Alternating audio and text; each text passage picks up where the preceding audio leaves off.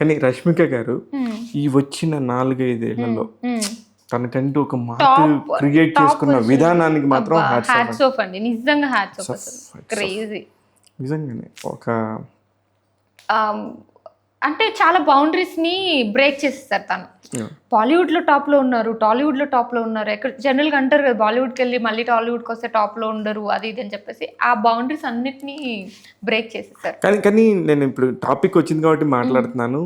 మీది ఒక పిక్చర్ చూసి ఏదో ఇలియానా అని ఒకటి ఏదన్నా ట్రోల్ అయిందా? అయిందా? ఏం పిక్చర్ అండి అది? ఎలాగా అది? ఎందుకైంది అది? నార్మల్గా ఫొటోస్ ఉంటే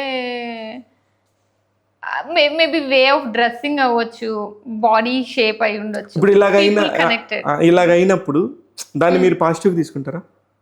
పాజిటివ్ అని తీసుకుంటాను 100%. విజయ్ దేవరకొండ గారండి? విజయ్ దేవరకొండ గారు స్టైలిస్ట్. స్టైలిస్టా?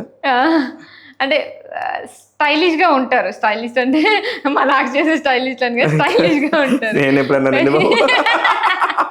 ఇది కట్ చేయండి మళ్ళీ. ఇది యాసిడ్గా ఉంటుంది. చూడంగానే ఒక స్వాగ్, స్టైలిష్ గా. హీరో రామ్ గారు?